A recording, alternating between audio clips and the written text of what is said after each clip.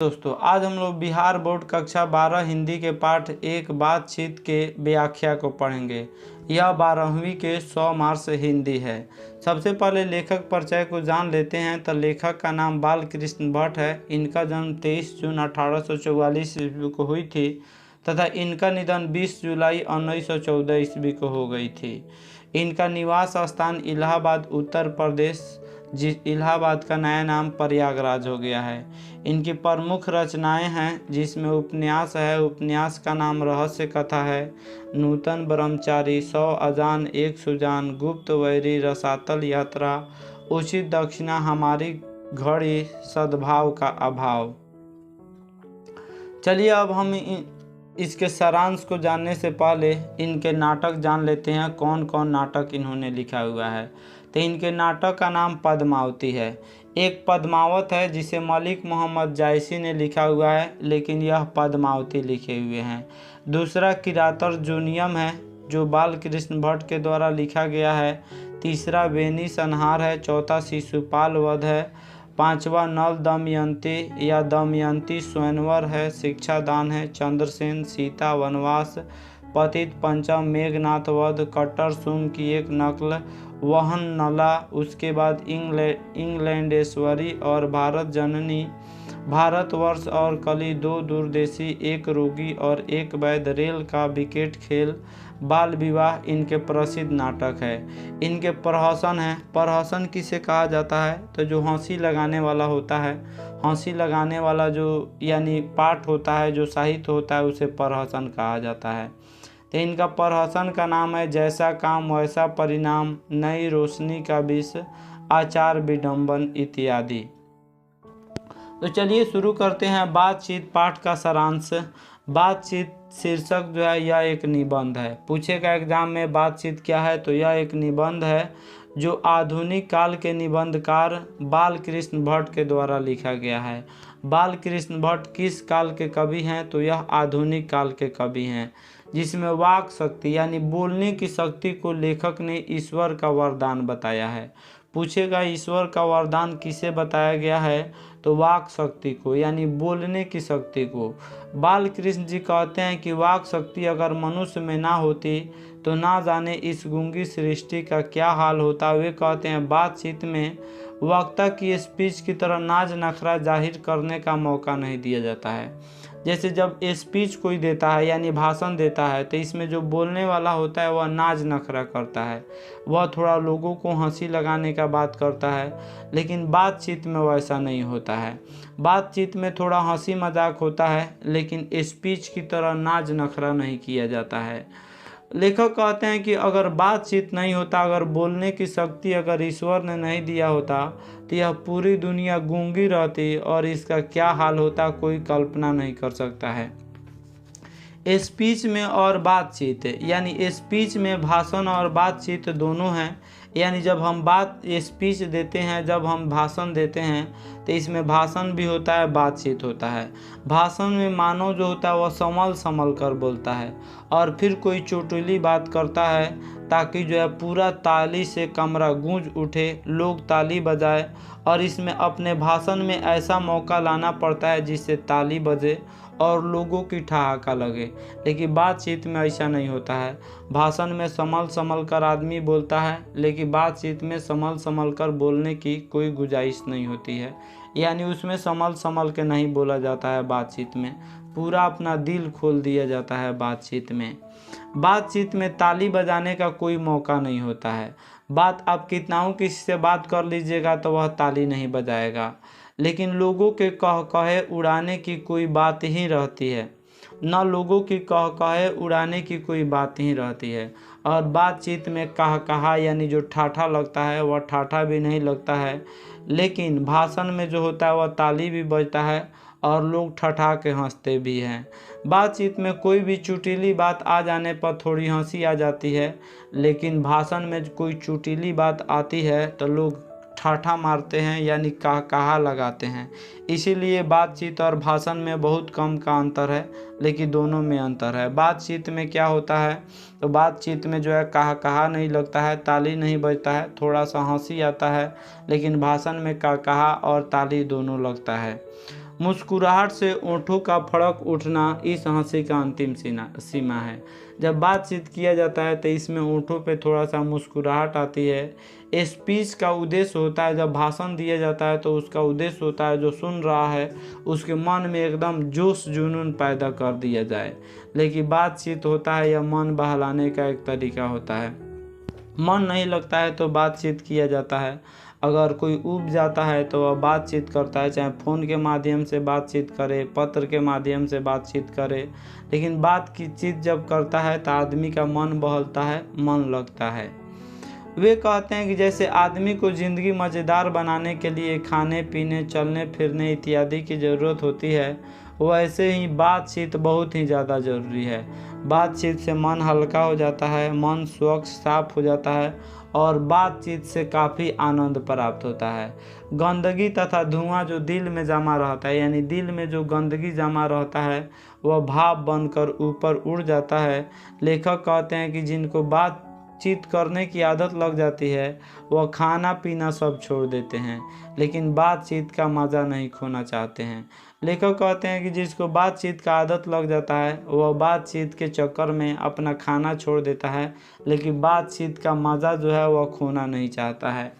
लेखक आगे एक व्यक्ति की बात करते हैं, रॉबिन्सन क्रूसो। रॉबिन्सन क्रूसो एक उपन्यास का यानी जो हीरो है, एक उपन्यास में रॉबिन्सन क्रूसो है जो जंगल में रहता है और जंगल में जानवरों के बीच रहता है। 16 सालों तक वह जंगल में रहता है और उसने आदमी का मुंह नहीं देखा था। 16 सालों तक वह कुत्ता, बिल्ली, जानवर आदि जो भी जानवर थे उसके बीच में रहा था।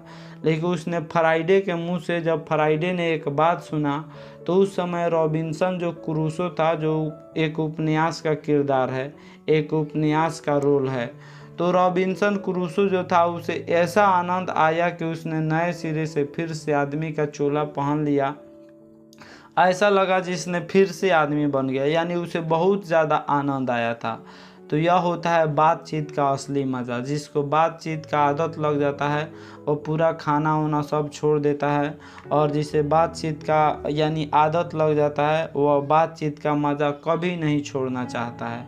वह खाना भूल जाएगा लेकिन बातचीत का मज़ा वह कभी नहीं छोड़ना चाहेगा। रॉबिन्सन क्रूसो 16 साल बाद जब वह मुख से एक आदमी का आवाज़ सुना था, यानी मुख से जब आवाज़ सुना था, जब आदमी बोला था, तो उसे बहुत ही ज़्यादा आनंद आया था, जैसे उसने फिर से आदमी का कपड़ा पहन लिया हो। वे कहते हैं कि मनुष्य की वाक शक्ति में लुभा लेने की ताकत होती है, यानी मनुष्य के बातचीत कितना आदमी का ऐसा होता है वह किसी को लुभा लेता है, यानी किसी को अपने में फंसा लेता है। बेन जॉनसन कहते हैं कि बोलने से मनुष्य का साक्षात्कार होता है। साक्षात्कार का मतलब होता है इंटरव्यू। कौन कहते हैं? Ben Jonson. तो पूछेगा कि किसने कहा है कि बोलने से मनुष्य के रूप का साक्षात्कार होता है, तो बेन जॉनसन ने कहा है। लेखक ने बातचीत के प्रकार को भी बताया है। बातचीत की सीमा 2 से लेकर वहाँ तक हो सकती है जहाँ तक उनकी जमात या मीटिंग या सभा ना समझ ले जाए। देखिए, बातचीत 2 आदमी में भी हो सकता है, 3 में भी हो सकता है, 4 में भी हो सकता है, 5 में भी हो सकता है। यानी बातचीत तब तक होता रहेगा जब तक वह जमात ना बन जाए, यानी कोई सभा ना बन जाए। अगर ढेर लोग आ जाएगा तो वह सभा बन जाएगा, कम लोग आएगा तो वह बातचीत ही रहेगा। एडिसन मानते हैं कि असल बातचीत सिर्फ 2 व्यक्तियों में होती है, यानी जब 2 लोग होते हैं तभी अपना दिल एक दूसरे के सामने खोल पाते हैं। एडिसन कहते हैं कि असली बातचीत जो होता है वह 2 व्यक्तियों में ही होता है, क्योंकि एक व्यक्ति दूसरे व्यक्ति के सामने अपना दिल खोल देता है और दूसरा व्यक्ति तीसरे व्यक्ति के सामने अपना दिल खोल देता है।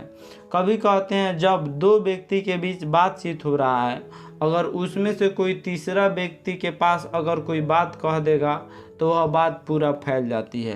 कहने का मतलब है कि अगर 2 व्यक्ति बातचीत कर रहे हैं, अगर तीसरा कोई व्यक्ति अगर जान जाएगा तो वह बातचीत जो होता है वह पूरा लोग जान जाता है।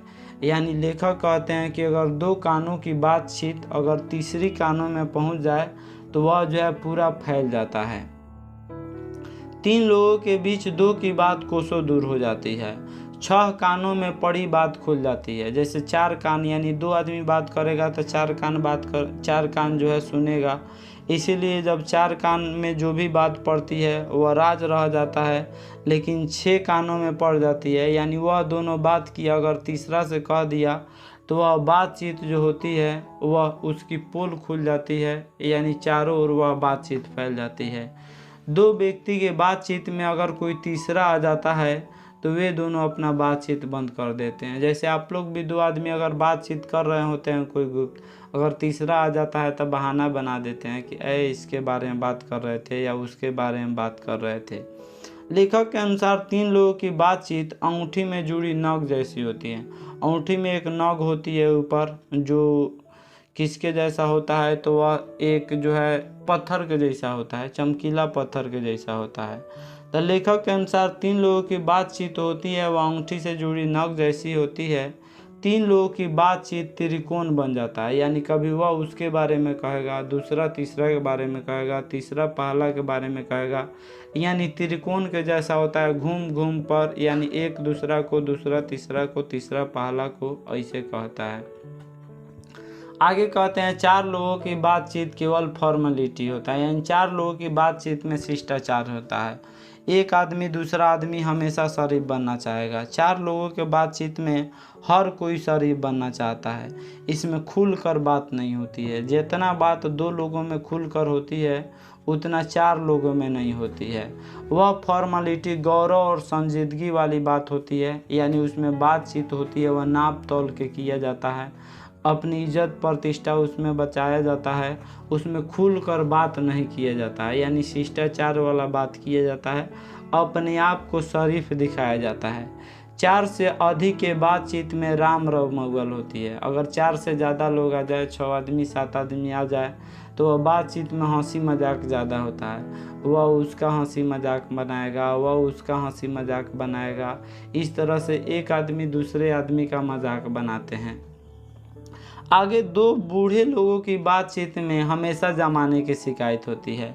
वह बाबा आदम, यानी बहुत पुराना ज़माने के समय का दास्तान शुरू करेंगे, बातचीत शुरू करेंगे, जिसमें 4 सच होगा तो 10 झूठ होगा। एक बार जब उनके बातचीत का घोड़ा छूट जाता है तो पहर का पहर बीत जाता है, लेकिन उनके बातचीत का अंत नहीं होता है। यानी लेखक कहते हैं कि जब 2 बूढ़ा बातचीत करता है, यानी 2 बूढ़े लोग जब बातचीत करते हैं तब बातचीत में खाली अपना ज़माने की बड़ाई करेंगे और जो वर्तमान ज़माना है उसकी शिकायत करेंगे। जैसे कहेंगे हमारे ज़माने में ई था, वो था, या पढ़ रहे थे, बहुत ज़्यादा पढ़ रहे थे, पढ़ाई लिखाई सब कुछ अच्छा था, इस ज़माने में सब कुछ ख़राब हो गया है।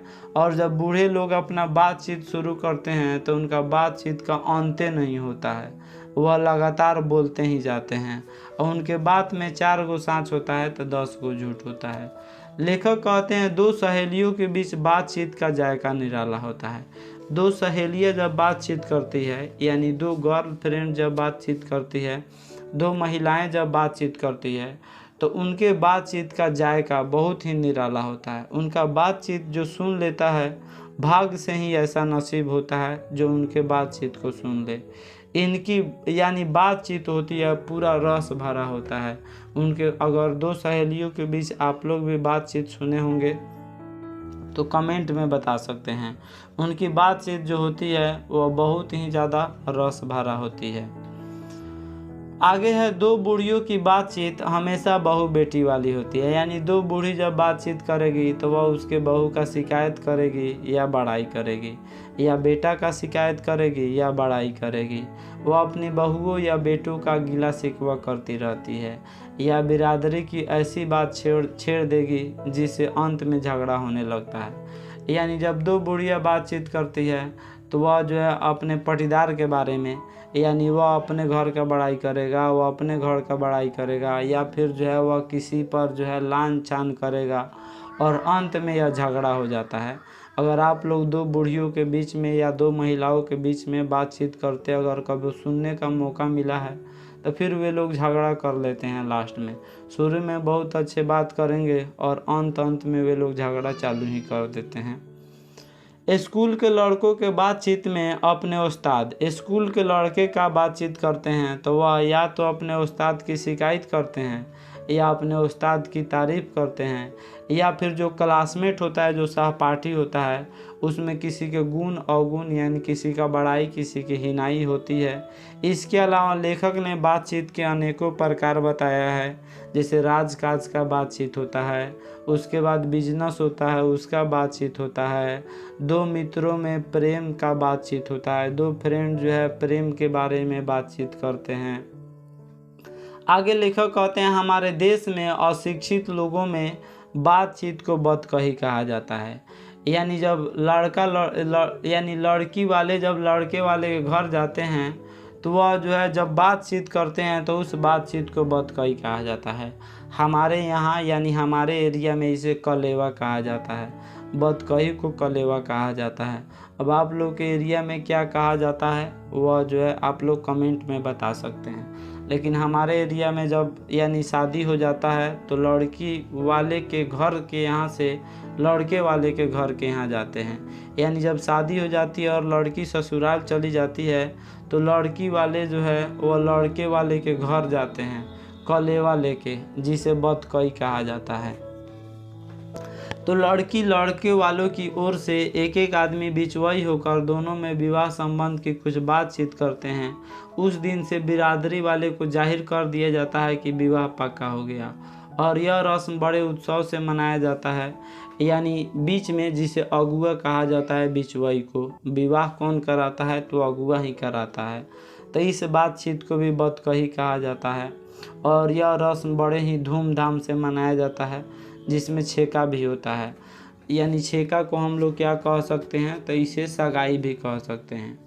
आगे है चंडू खाना। चंडू खाना किसे कहते हैं? जहाँ गांजा शराब का अड्डा होता है उसे चंडू खाना कहते हैं। चंडू खाने की बातचीत काफ़ी निराली होती है।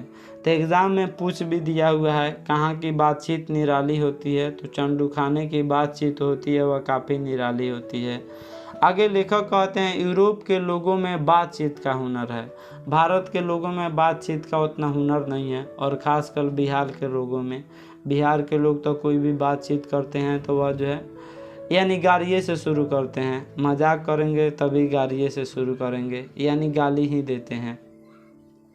तो यह जो है बिहार के लोगों के अंदर यह एक कला है कि बातचीत, उसमें भी हालांकि गाली देते हैं लेकिन उसमें भी प्रेम भरा हुआ रहता है। लेकिन यूरोप के लोग बातचीत बहुत ही सलीके से करते हैं, नाप तोल के करते हैं, जिसे आर्ट ऑफ कन्वर्सेशन कहा जाता है। तो कहाँ के लोगों की बातचीत को आर्ट ऑफ कन्वर्सेशन कहा जाता है? यूरोप के लोगों को। इनके प्रसंग को सुन के कान को बहुत सुख मिलता है। जब ये लोग बातचीत करते हैं तो कान को बहुत सुख मिलता है, इसे सुहृद गोष्ठी कहते हैं। यानी ये लोग जब बातचीत करते हैं तो कान को बहुत ही ज़्यादा सुख मिलता है, बहुत प्रेम से ये लोग बातचीत करते हैं। देखिए 25 साल से ऊपर का जिनका उम्र हो जाता है उनके बातचीत में गौरव यानी इज्जत झलकता है और अनुभव झलकता है। दुनिया में जो देखे हैं वह अनुभव अपना साझा करते हैं। लेकिन इसे कम उम्र के लोगों के बातचीत में गौरव नहीं पाया जाता है, और पर मिठास 10 गुनी बढ़ जाती है। तो जो कम उम्र के लोग हैं उनके बातचीत में मिठास होता है, लेकिन 25 वर्ष से अधिक के लोग हैं उनके बातचीत में गौरव मान सम्मान की बात आ जाती है। अंत में बाल कृष्ण भट्ट कहते हैं कि हमें अंदर एक ऐसी शक्ति पैदा करनी चाहिए जिससे हम अपने आप को बातचीत कर लें, और बातचीत का यही उत्तम तरीका है। लेखक ने बातचीत को कहा है कि इससे टाइम वेस्ट होता है और हमें ज़्यादा बातचीत नहीं करना चाहिए, बल्कि हमें लोगों के बीच ज़्यादा बातचीत नहीं करना चाहिए। हमें अपने अंदर ऐसा शक्ति पैदा करना चाहिए, हमें खुद से बात करें। यही बातचीत का सही तरीका लेखक मानते हैं। ज़्यादा बातचीत इधर उधर नहीं करना चाहिए, पढ़ाई लिखाई अच्छा से करना चाहिए और स्वयं पर जो है विश्वास रखना चाहिए। ऐसा शक्ति पैदा करना चाहिए जिससे हमें दूसरों से बातचीत ना करें, कम से कम करें, अपने से ज़्यादा बातचीत करें। तो आशा करता हूँ यह पाठ आप लोगों को काफ़ी अच्छा लगा होगा। Thanks for watching my video.